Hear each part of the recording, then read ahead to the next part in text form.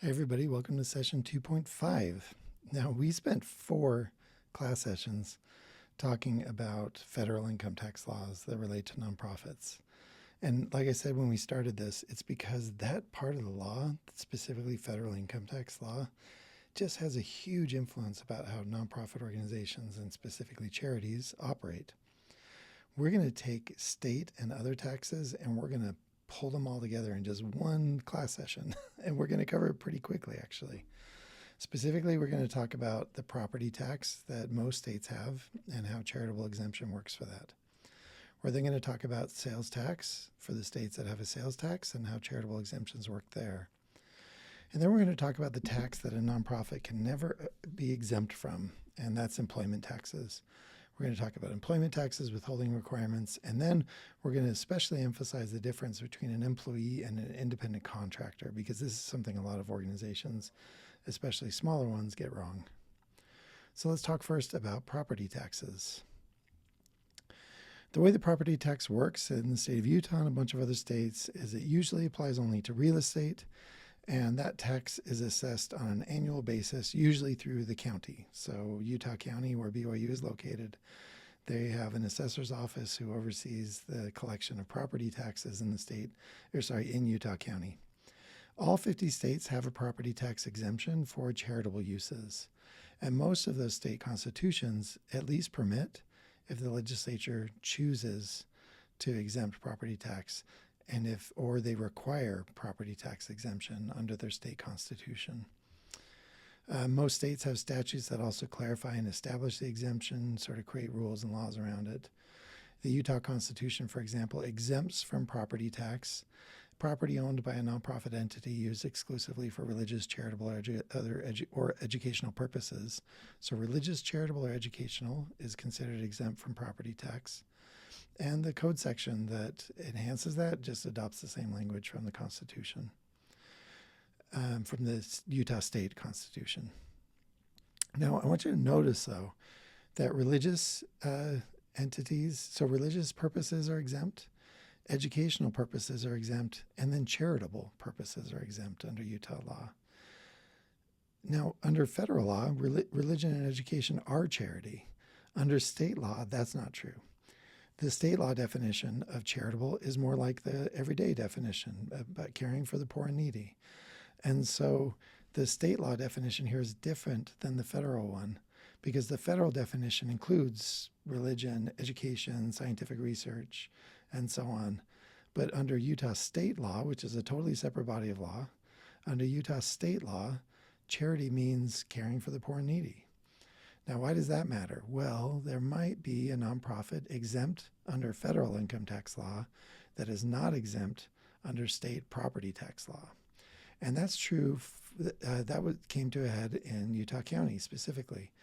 And there was an important case decided where Utah County noticed that Intermountain Healthcare, a federally tax-exempt charitable healthcare organization, was buying up and developing all this really expensive real estate in Utah County.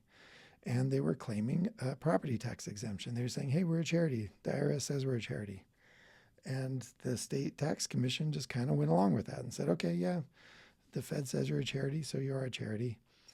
Utah County said, hold on a second. Federal definitions don't apply to state law. State definitions apply to state law. And healthcare is not charity under state law, was the claim made by Utah County. And so they brought a big lawsuit in the late 90s. It was in 1997, if I remember right, where they brought a big lawsuit against Intermountain Healthcare and said, hey, you guys should be paying property taxes because healthcare is not charity under state law. That ended up going all the way to the Utah Supreme Court, that case. And the Supreme Court, Utah State Supreme Court, decided in favor of Utah County. And they said, Utah County is right. Healthcare is not charity under Utah state law. And therefore, Intermountain Healthcare, you have to pay a property tax. They still, to this day, have not paid property taxes. And it's because they negotiated an agreement with the Utah State Tax Commission. And the agreement works like this. As long as Intermountain Healthcare provides enough charity care, meaning they provide health care to people who can't afford it or do other similar charitable things, as long as they do enough of that, that it's worth more than what they would have paid in property taxes, then we're going to exempt them from property tax. So as long as they're providing enough charity care that it works out to be bigger, the value of it works out to be bigger than their property tax bill, then their property tax bill is going to get wiped out. And from that year forward, Intermountain Healthcare has provided quite a bit of charity care. These days, it's hundreds of millions of dollars worth of charity care that they provide every year in the state of Utah. And part of the reason they do it is because it's the right thing to do. But another part of the reason they do it is it means they don't have to pay property taxes in Utah. And that's just kind of how it works. So even though Utah County won that lawsuit, they've never collected a dime of property tax from Intermountain Healthcare. So there are some requirements to satisfy the law. Even if you're religious, charitable, or educational, that's not enough. You have to be both the owner and the user of the property. So if you're a charity renting some property, the landlord doesn't get to claim a charitable property tax exemption. You have to be the owner, the charity has to be the owner of the property and the user of the property. And then the property has to be in what's called actual use. So you can't, as a charity, hold on to property and then do nothing with it and then expect a property tax exemption. You have to show to the tax authority that you're using this property actively in some sort of charitable purpose. And we'll give some examples of that in class. There are political challenges to property tax exemption for charitable organizations. Local governments either have to forego tax revenue or they have to raise the tax rates on everybody else. All the valuable land that Intermountain Healthcare is sitting on, or for that matter, BYU, where I'm recording this right now, Intermountain Healthcare and BYU are sitting on really valuable real estate, and they don't pay property tax on that real estate, and that's tax revenue that could be collected by Utah County, and so Utah County either has to forego that revenue, and probably cut services, or they have to raise tax rates on everybody else, which is what they usually do. It also means that charities enjoy free public services. A lot of public services are paid for out of property taxes. If the fire department comes to your house, that's paid for out of property taxes. If the fire department goes to BYU, that's paid for out of property taxes, but BYU didn't pay them. And so charities can enjoy free public services as well, along with not paying their property tax. And then also unpopular or commercially inclined charities can strain public approval, like Intermountain Healthcare, not having to pay property tax, even though they charge a lot of money for their healthcare services. There are some ways that localities get their money anyway, and they're through things called pilots and silots. A pilot is an acronym that stands for payment in lieu of taxes, and a silot is services in lieu of taxes. And the way this works is kind of like mafia protection money. What happens is the county, for example, or the city will go to the nonprofit headquarters and say, hey, you've got a pretty nice property tax exemption here. Wouldn't it be a shame if somebody challenged it in court? You'd have to go through all the expense of a legal defense, and you'd have to hire these lawyers, and it'd be drawn out. And in the end, you might lose your property tax exemption. Wouldn't that be a shame? And then the city says, I'll tell you what, we'll agree to not sue you over your property tax exemption if you agree to pay us some money anyway. And so it's kind of like protection money or extortion money. And it's entirely legal for cities to do that. Philadelphia and Pittsburgh are notorious for this, where they will regularly challenge, they'll threaten charities with a challenge to their property tax exemption. And so then the charities will agree to a pilot in order to negotiate away that lawsuit. And like I said, it's totally legal, even though it's kind of offensive. Now, user fees and special assessments are also popular alternatives. Property taxes, for example, don't pay for sewer fees. If you want to dump waste into the sewer, you have to pay a connection fee to connect your property to the sewer. And so BYU pays the connection fee for the sewer that it connects to, for example. And then special assessments are unique one-time situation assessments that don't always consider property taxes. Okay, so those are how property taxes work and how charities can be exempt from them. Let's talk next about sales tax. Now, I want to emphasize something before we start. The way a sales tax is collected is through sellers. It's the sellers that owe the tax. If you run a grocery store, you're the one who owes the sales tax. It's just that the state allows you to pass on the tax to your customers as long as you itemize the tax on the receipt. And this is why you can go to a store, for example, that doesn't charge sales tax. They're not very common, but they exist. Or like if you buy concessions at a football game.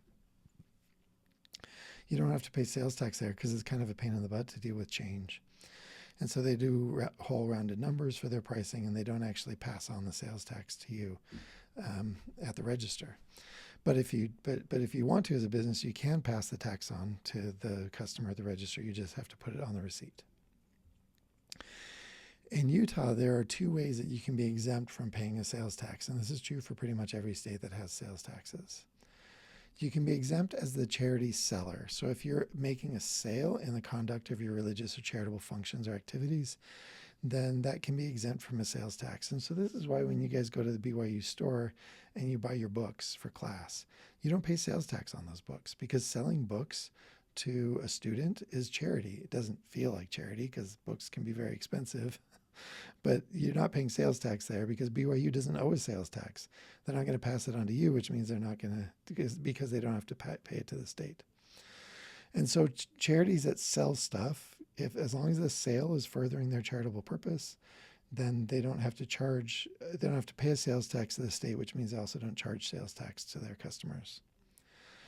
But sometimes if you're a charity and you go to the grocery store and you buy like food for an event, the grocery store charges you a sales tax at the register. And when that happens, you can take all of your receipts and itemize the sales tax you paid on all those purchases.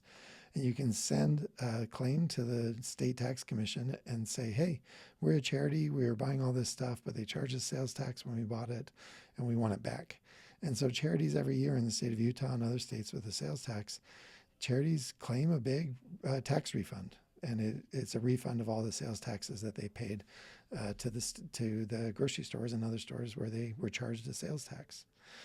You can also, as a seller, set up special accounts for charities, and so that way charities don't pay the tax at the register and you don't owe it as the seller to the state for the same reason. That was one slide on sales tax exemption for charities. That's pretty good, and we're done. Okay, now let's talk about employment taxes and withholdings. Like I said, there's a tax that nonprofits can never avoid as long as they have employees, and it comes in the form of an employment tax. Employment taxes are imposed in some states at the state level, also at the federal level. Employment taxes are a special tax just on employment at the federal level, and that's how we pay for things like Social Security and Medicare. If you're an employer, you also, by law, are required to do income tax withholdings for the employees that work for you. Most states have unemployment insurance requirements, so you have to pay into unemployment insurance. And then also workers' comp can be a thing. So all nonprofits with employees pay employment taxes. And some states, including Utah, allow the charity to self-fund the employment insurance obligation. And so charities are allowed to do that. Municipalities often do this.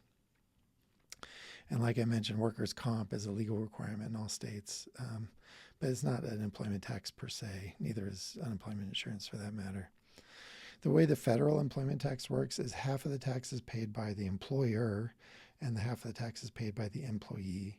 So when you guys go and you look at your pay stubs, if you're getting a paycheck from an employer, when you look at your pay stubs, you can see what's taken out in the form of SSDI or FICA. These are the things that go toward Medicare and Social Security. Whatever amount you pay in each paycheck, your employer is paying an additional amount equal to what was on your paycheck. And so it's expensive to employ people. It's more expensive to employ people because of these taxes. And so it's tempting to not have people be employees. Instead, you're tempted to pay them as independent contractors. If you pay them as an independent contractor, then you as the company, or the nonprofit in this case, you don't have to pay the employment tax. And so that theoretically makes it cheaper for you to hire people if you can just treat them as independent contractors. Well, if that's your game, you should know that the IRS is wise to it. And they don't want you treating people like contractors if they ought to be treated like employees. And so the IRS is going to consider 3 factors to determine whether or not somebody should be an employee. And if you violate these, and it doesn't have to be all 3 of them, it can just be parts of these, and you've been treating people like independent contractors when you should have been treating them like employees, then you can face pretty serious penalties from the IRS for making that mistake. So what is the IRS going to look at to decide if someone should be an employee or whether or not they should be an independent contractor? The IRS is going to look at how much control you have over the worker's behavior.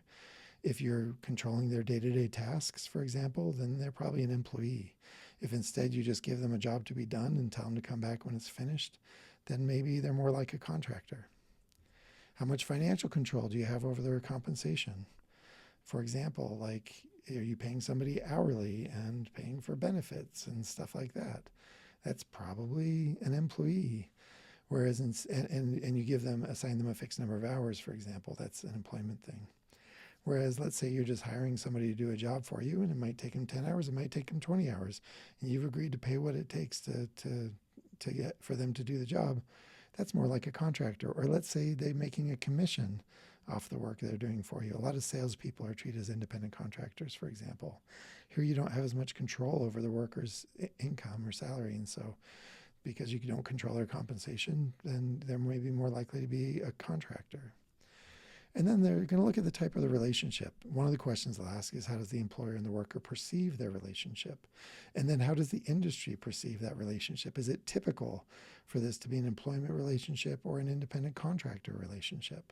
What's like a standard practice for this relationship is something the IRS will look at. Really, and like I said, it's not like all three of these boxes have to be checked for the person to be an employee. The IRS is going to take all the factors together, consider them together, and then decide whether or not that person should be treated as an employee or contractor. And the whole purpose, again, is to make sure that employers are treating people like employees if they should be employees. So don't think you can just treat anybody as an independent contractor.